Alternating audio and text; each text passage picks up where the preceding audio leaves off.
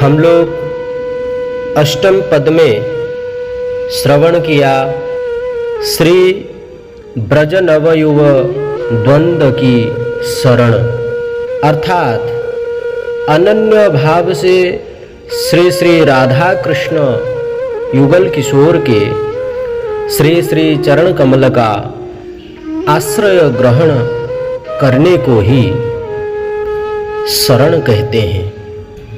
अनन्य भाव का अर्थ अन्य वांछा, अन्य पूजा, छाड़ी ज्ञान कर्म, आनुकूल्य सर्वेन्द्रिय कृष्णानुशीलन, अर्थात संपूर्ण इंद्रियों के द्वारा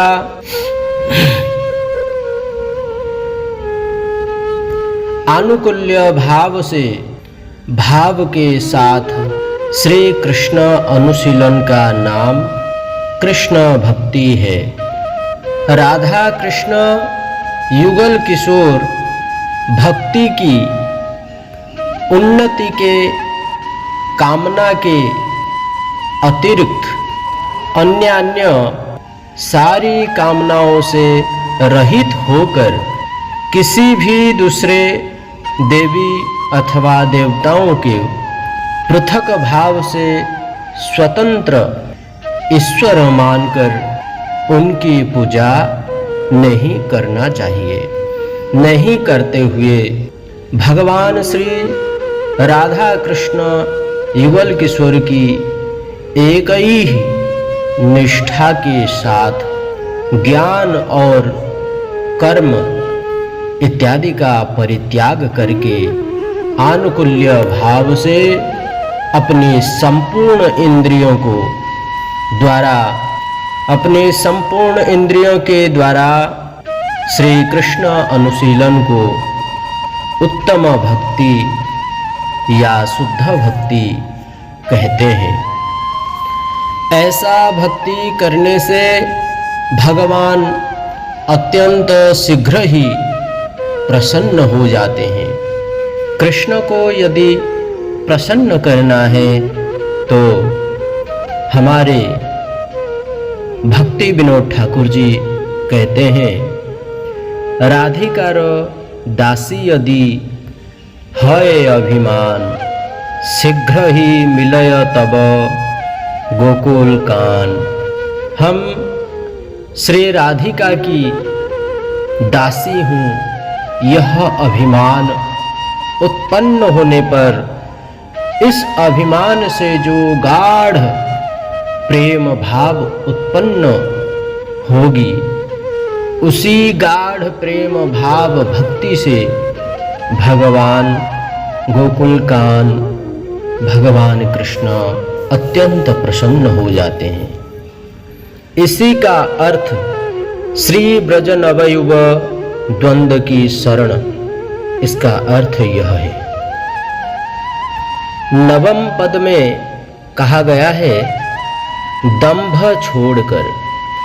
दंभ छोड़कर अर्थात माया, छल, कपटता, अविद्या, कुटिलता और शठता आदि को दंभ कहते हैं।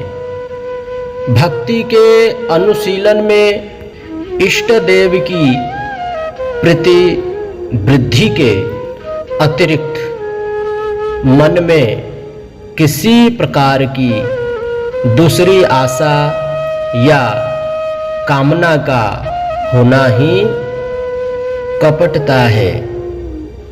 कहीं दूर दूरांत से आए वृंदावन धाम श्री बांके बिहारी श्री राधा वल्लभ, श्री राधा रमण लाल, श्री राधा विनोद बिहारी लाल, श्री राधा गोविंद, राधा गोपीनाथ, राधा मदन मोहन, श्री राधा विनोद बिहारी, राधा गोकुलानंद आदि आदि हमारे सारे वृंदावन धाम के जितने भी प्रकट्य विग्रह है, भगवान साक्षात रूप से विराजमान है, इनका दर्शन एवं श्रीधाम वृंदावन का परिक्रमा करते हुए यमुना जी में स्नान आदि आचमन आदि करते हुए, पूजा अर्चना करते हुए, आरती करते हुए जब हम भगवान को दर्शन करने जाते हैं, जैसे ही भगवान का पास पहुंचते हैं तो भगवान से संसार का कामनाओं का इच्छा लेकर के जाते हैं।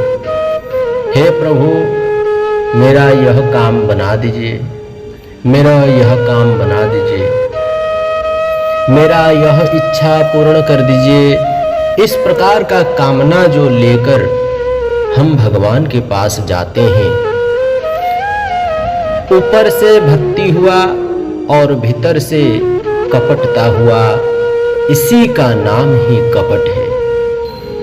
भगवान का दर्शन करने अथवा भगवान का पूजा करने जाओ, या मंदिर मार्जन या सेवा करने जाओ, वृंदावन परिक्रमा करने जाओ, परंतु मन में कोई अभिलाषा ना हो।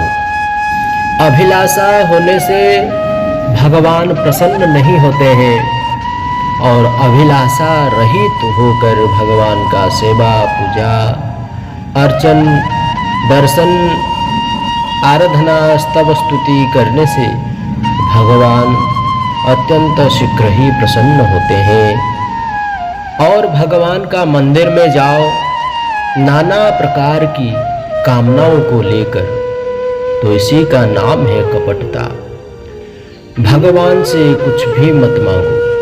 भगवान से यदि मांगना है, हे प्रभु आपका सेवा मुझे प्राप्त कीजिए, आपका सेवा मुझे प्रदान कीजिए, मैं आपका सेवा करना चाहता हूँ। इसके अतिरिक्त बाह्य इतर वस्तु विषयों को मांगना ही कपट कहा गया है।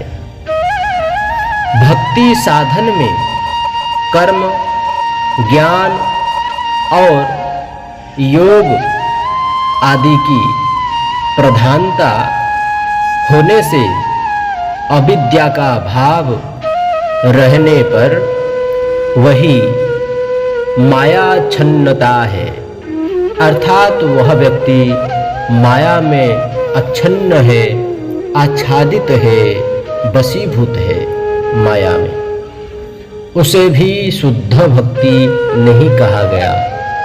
अर्थात इन सब का यत्न पूर्वक परित्याग करना चाहिए। शुद्ध भक्ति का आश्रय लेने से वर्ण आश्रम धर्म, इस संसार की जड़ लालसा और स्वरूप ब्रह्म, इन तीनों के संबंध से उत्पन्न होने वाले सभी प्रकार के दंभ दूर हो जाते हैं, केवल शुद्ध भक्ति का आश्रय ग्रहण करने मात्र से। क्योंकि वर्ण आश्रम धर्म को यदि कोई जीव ठीक रूप से यदि पालन करे, उससे उत्पन्न होने वाला फल का नाम है पुण्य, और उस पुण्य को प्राप्त कर जीव स्वर्ग लोक में जाता है। स्वर्ग में केवल भोग के अतिरिक्त और कुछ नहीं है। केवल इंद्रिय तृप्त भोग, मन की इच्छा का पूर्ति स्वर्ग में पुण्य का फल प्रदान करता है। अंत में समय के अनुसार जैसे ही पुण्य क्षण हो जाता है, नष्ट हो जाता है, समाप्त हो जाता है, वैसे ही स्वर्ग से ढकल देते हैं, फिर आकर नरक में ही जीव गिरता है। संचय पाप, जो वंचित पाप है, उसका उस पापों का भोग करता है। इसीलिए वर्ण आश्रम धर्म भी हमें भगवान श्री कृष्ण तक पहुंचा नहीं सकता। वर्ण आश्रम धर्म को पालन करने वाला गोलोक वृंदावन नहीं जा सकता। इसलिए वर्ण आश्रम धर्म को भी त्याग करने के लिए भगवान कृष्ण कहते हैं, जड़ विषयी भोग की लालसाओं को त्याग करने के लिए कहते हैं, इससे स्वरूप का भ्रम कर देता है। यही स्वरूप का भ्रम करने वाला है। इससे क्या होता है? बोलते हैं स्वरूप भ्रम। यह स्वरूप क्या है? तो कहते हैं जीवेर स्वरूप है नित्य कृष्णदास, कृष्णेर ततष्ठा शक्ति भेदा भेद प्रकाश। जीव का स्वरूप क्या है? भगवान श्री कृष्ण का दास। भगवान श्री कृष्ण का अंश होने के कारण भगवान विभु और अनुचित जीव भगवान का दास है। ममई बांस जीव लोके जीव भूत सनातन, मेरे ही अंश है ये जीव लोग। भगवान के अंश हम सब होने के कारण हम सब नित्य है, शाश्वत है, चिन्मय है। हमारा मृत्यु नहीं होता है। न जायते म्रियते वा कदाचिन, नायं भूत्वा न भविता वा न भूयः, अजो नित्य शाश्वतो यम पुराणे, न हन्यते हन्यमाने शरीरे। गीता में भगवान कहते हैं अर्जुन को, हे अर्जुन, ना तुम्हारा जन्म होता है, ना तुम्हारा मृत्यु होता है, ना तुम जन्म लेते हो, ना तुम मृत्यु को प्राप्त करते हो। तुम अजो है, नित्य है, शाश्वत है। जितने भी पुराना हो जाओ, जितने को उतना में ही सीमित है तुम। ना तुम कभी घटते हो, ना कभी बढ़ते हो। हन्यते शरीरम, शरीर मरने पर भी न हन्यते, मरता नहीं है तुम। उसी का नाम है आत्मा। वही आत्मा भगवान का नित्य अंश है। इसलिए जीवेर स्वरूप है नित्य कृष्णदास। भगवान का दासत्व ही जीव का स्वरूप है। इस स्वरूप को भूलकर जीव माया का दास बन चुका है। इसलिए माया का सेवा करते हुए वर्ण आश्रम धर्म, यह जड़ संसार का लालसाओं का कामना करते हुए अपना स्वरूप को भूल चुका है। इसी को ही स्वरूप भ्रम कहते हैं। अंधेरे में रस्सी को देखकर सांप समझना ही स्वरूप भ्रम कहते हैं। इन तीनों से उत्पन्न क्या होती है? किन तीनों से? बोलते हैं वर्णाश्रम धर्म, जड़ लालसा, इस जड़ संसार की भोग विलास के लिए लालसा जो उत्पन्न होती है, यह जड़ लालसा। और तीसरी स्वरूप भ्रम। इन तीनों से जो उत्पन्न, इन तीनों के संबंध से जो उत्पन्न होने वाला वस्तु का नाम ही दंभ है। यह दंभ जीव को ऊपर से नीचे की ओर गिरा देता है और यही दंभ इतने ऊंचाई पर पहुंचा देता है और साथ छोड़ देता है। गिरने पर कोई बचेगा? सब मर जाते हैं। ये दंभ हमारा पतन का घर है। इसीलिए हमारे रघुनाथ दास गोस्वामी जी कहते हैं कि शुद्ध भक्ति के चरण आश्रय मात्र से सर्वप्रथम इन तीनों से उत्पन्न होने वाला दंभ को ही जड़ से समाप्त कर देते हैं। इसी का नाम है दंभ छोड़कर भजन करना। अब 10वीं में कहते हैं दसम अपूर्व रति, अर्थात आत्मरति ही शुद्ध रति है। जीव स्वरूपतः कृष्णदास है। इनके शुद्ध स्वरूप में शुद्ध कृष्ण रति है, परंतु कृष्ण विमुख मायाबद्ध जीवों की रति जड़मय नश्वर पदार्थों में होती है, जिसका कोई अस्तित्व नहीं है, जो विनाश होने वाला वस्तुओं के प्रति जो आसक्ति उत्पन्न होती है, उसी का नाम ही भ्रम अथवा कृष्ण बहिर्मुख। यह भ्रम उत्पन्न कब होता है? बोलते हैं यह भ्रम उत्पन्न होने का कारण एक ही है। वह क्या है? तो बोलते हैं कृष्ण बहिर्मुख। कृष्ण को भूलना ही स्वरूप भ्रम है। भगवान श्री युगल किशोर का भक्ति को छोड़कर माया में वशीभूत होकर माया का भोगवांछा का लालसा करना ही स्वरूप भ्रम है। भगवान और भगवान के भक्त, भगवान का भक्ति, इनको छोड़कर बाकी जितने भी है सब नश्वर है, नष्ट होने वाला है। काले न नष्ट प्रलय, काल के अनुसार में संपूर्ण प्रलय हो जाने वाला है। भक्ति भगवंत गुरु चतुर नाम वपु एक, इनके चरण बंदन किए नासई विघ्न अनेक। गुरु वैष्णव शास्त्र भगवान, भगवान का भक्ति, ये सब नित्य है।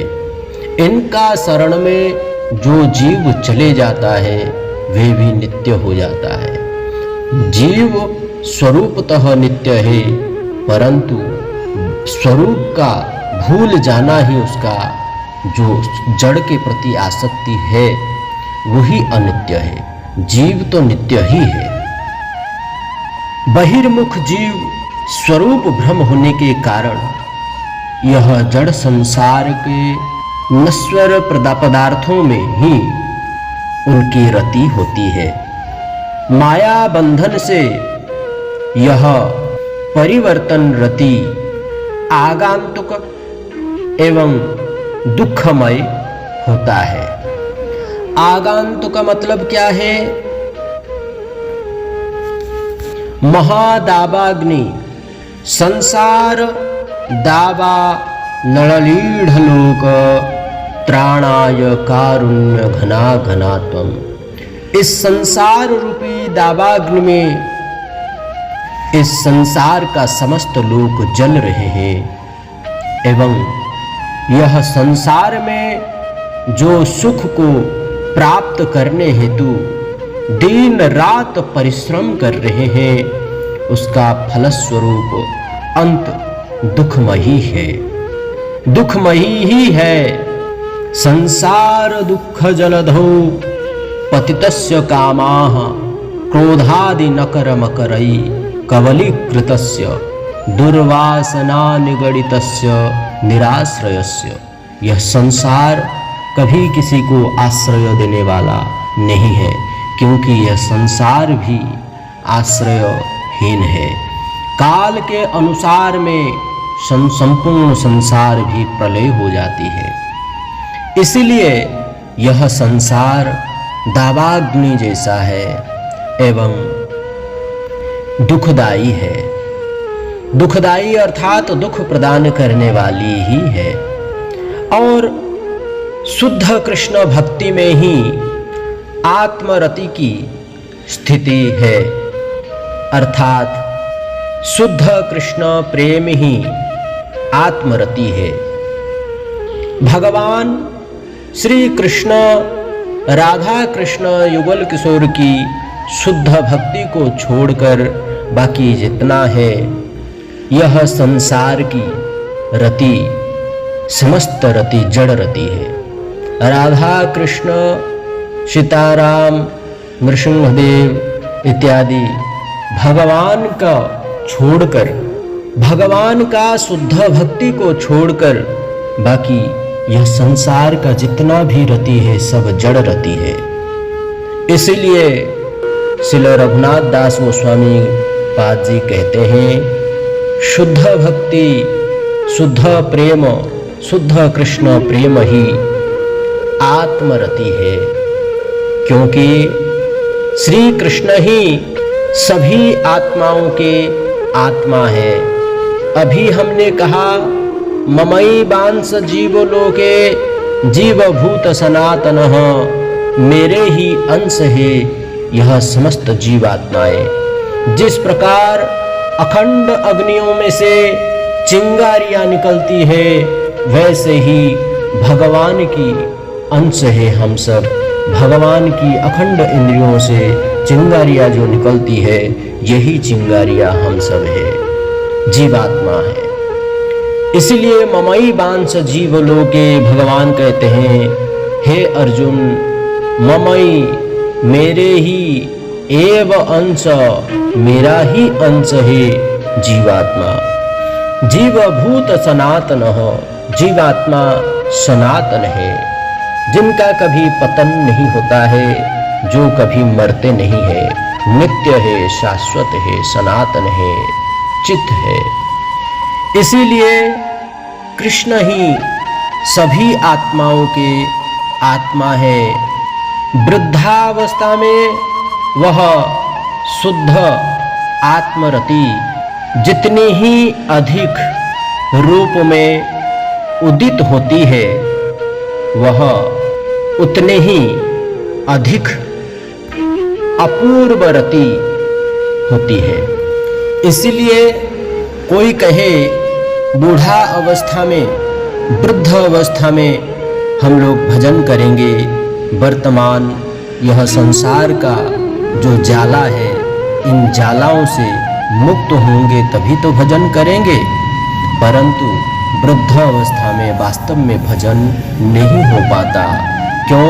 क्योंकि उस समय स्मरण शक्ति का अभाव हो जाती है, दांत नहीं रहता है, वेदांती हो जाती है, कर्ण को सुनाई कम पड़ता है, नासिका में सांस लेने में भी दिक्कत होती है, कंठ घर घर घर घर होते रहता है, कफ पित्त से अवरुद्ध हो जाती है। उस समय भजन असंभव है, शरीर में बल का अभाव, शक्ति का अभाव हो जाता है, मन विचलित रहता है। क्योंकि जन्म से लेकर वृद्ध अवस्था तक संसार में लिप्त रहा, वह संसार का आसक्ति उसको खींचकर संसार की ओर ले जाता है, परंतु भजन नहीं होता। तो इसीलिए प्रारंभिक अवस्था में बच्चे से ही भजन करना चाहिए। शुद्ध साधु गुरु वैष्णव की चरण आश्रय होकर बाल अवस्था में ही, बालक अवस्था में ही भजन करना चाहिए, साधन करना चाहिए। गुरु वैष्णव की चरण आश्रय होकर शुद्ध भक्ति करना चाहिए। वही शुद्ध भक्ति करते करते करते करते वृद्ध अवस्था में गूढ़ गाढ़ रति, अपूर्व रति उत्पन्न होती है, बनती है, जिसको अपूर्व रति कहते हैं। अब 11 में एकादश में कह रहे हैं, एकादश पद में कह रहे हैं, शीघ्र विधान करो, अर्थात विशेष व्याकुलता के साथ आत्मरति का अवलंबन करो। यदि भाग्य में भक्ति होगी तो अपने आप ही हो जाएगी। ऐसा सोचकर निश्चिंत पड़े रहना उचित नहीं है।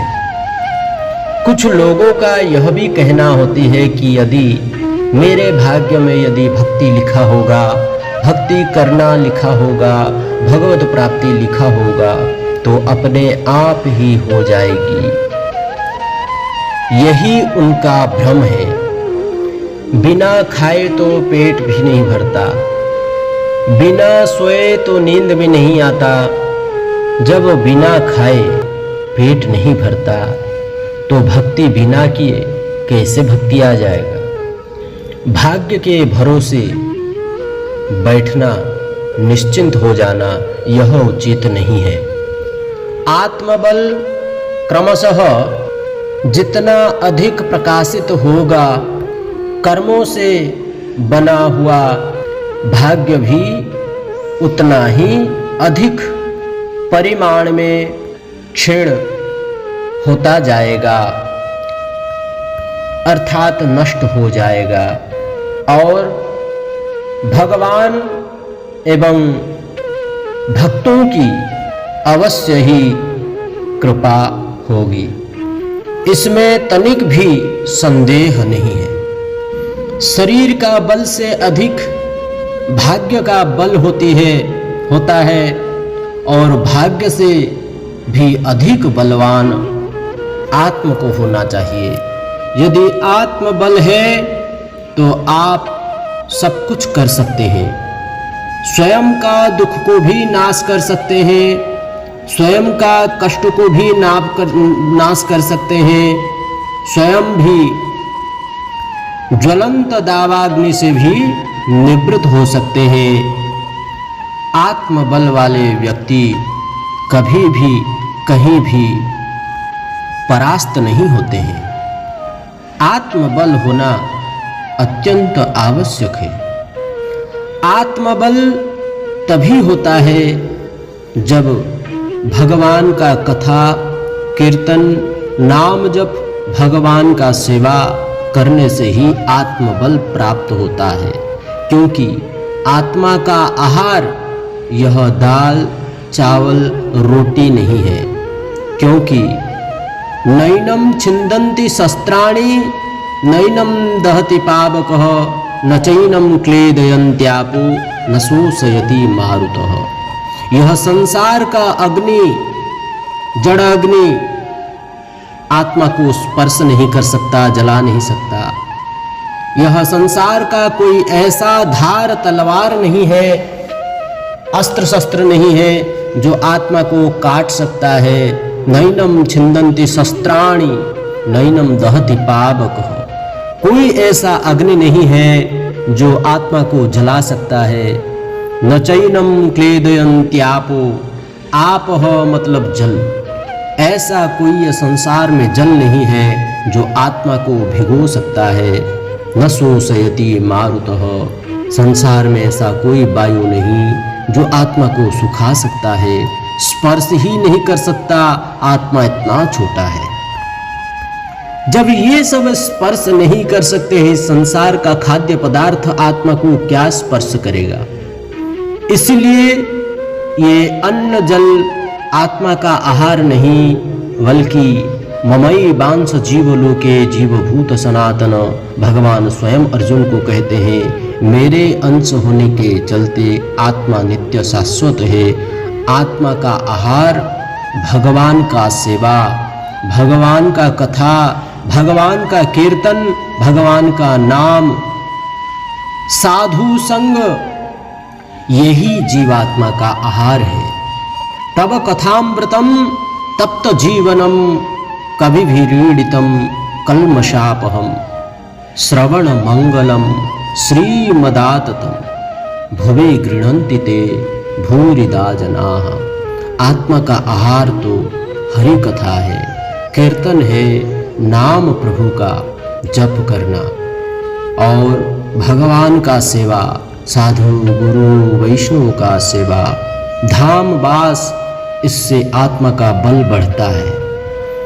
अरे खाने पीने से तो शरीर का बल बढ़ेगा और अपने किए हुए पाप पुण्य से आपका भाग्य का बल बढ़ता है, परंतु आत्मबल तो भक्ति से ही बढ़ता है, सेवा से।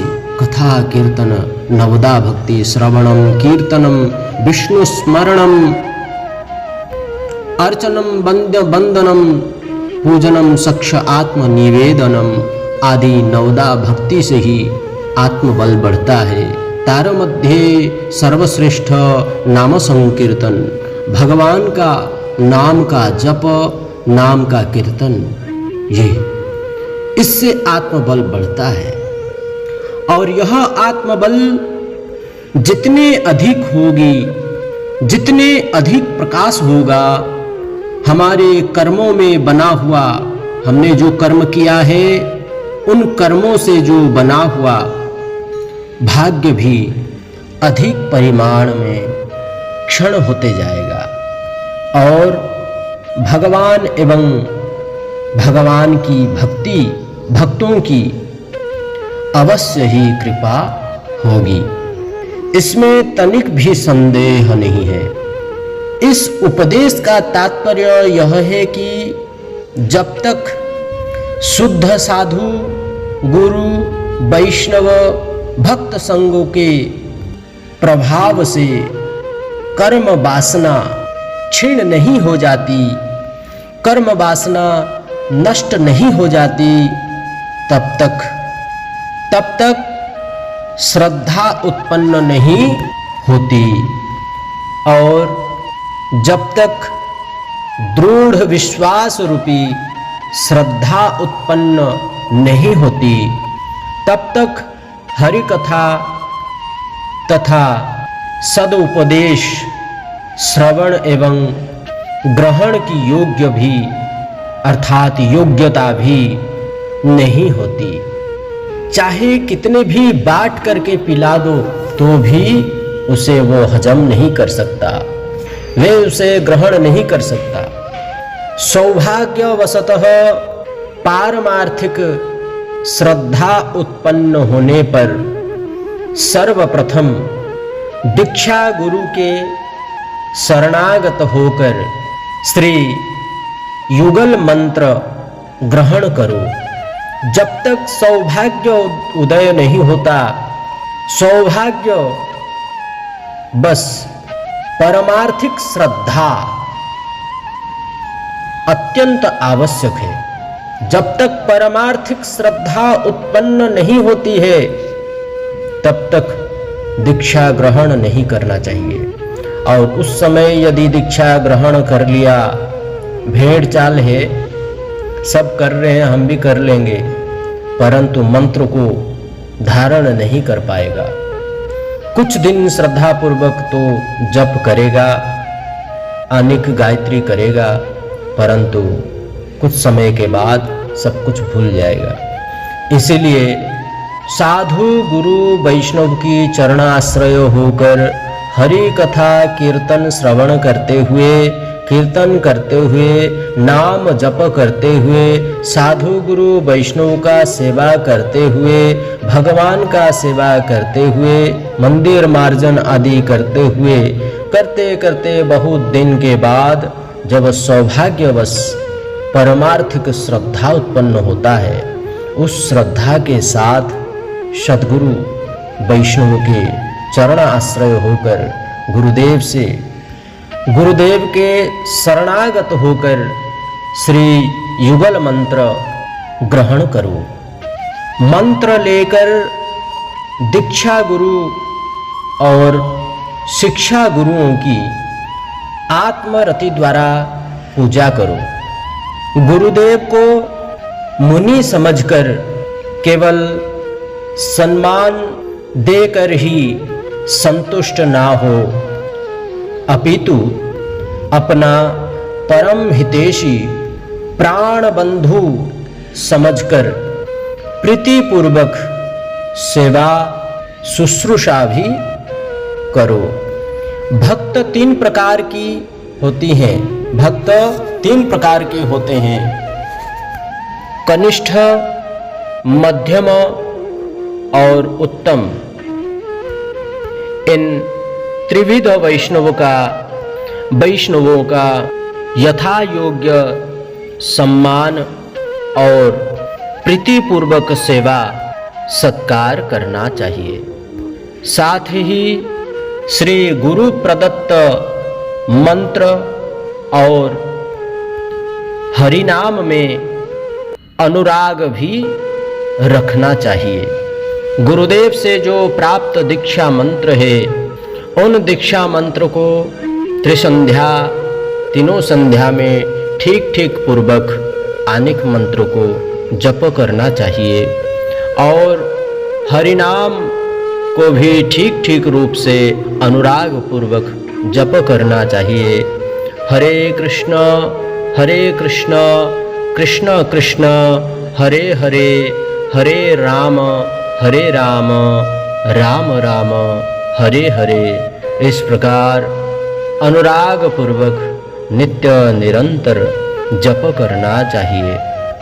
श्री राधा कृष्ण युगल को ही अपना प्राण स्वरूप समझकर उनमें उनके श्री चरण कमलों में शरणागत होना चाहिए। शरणागत होकर श्रद्धा लालसा का याचना करना चाहिए। श्री राधा कृष्ण प्राण युगल किशोर, जीवने मरणे गति आर नाही मोर। राधा कृष्ण प्राण युगल किशोर, कालिंदीर कुले केली कदम्बेर वन, रतन बेदीर ऊपर बसब दोही जान। कालिंदीर कुले केली, कालिंदी अर्थात यमुना के कुल अर्थात तट पर विराजमान कदम्ब के वन, और उस कदम्ब के वन में रत्नवेदी के ऊपर दोनों युगल किशोर को विराजमान कर उनका नित्य सेवा करना चाहिए। इस प्रकार भाव को रखते हुए नित्य निरंतर भगवान का नाम जप करना चाहिए। ये सब लीलाएं हैं। किसी दिन इस लीलाओं को भी हम लोग श्रवण करेंगे, अष्टयाम लीला आदि। इस प्रकार भगवान श्री राधा कृष्ण प्राण युगल किशोर के चरण कमल में शरणागत होनी चाहिए। आज यही वाणी को विराम करते हैं। प्रथम श्लोक समाप्त। कल हम लोग द्वितीय श्लोक में प्रवेश करेंगे। आज प्रथम श्लोक का द्वितीय भाग को हम लोग श्रवण किया। श्री राधा विनोद बिहारी, श्री राधा मदन गोपाल, श्री गोपाल जी भगवान श्री राधा रानी के चरण कमल में अर्पित करते हुए जय वाणी को विराम करते हैं। श्री गुरुदेव को अर्पण करते हुए आज जय वाणी को विराम करते हैं। आप सभी शुद्ध भक्तों के चरण कमल में यह दास साष्टांग दंडवत प्रणाम करता है। आप सब सुखद पूर्वक होंगे, यही यह दास का आशा है। आज यही वाणी को विराम करते हैं। कल आगे की कथा को हम लोग श्रवण करेंगे।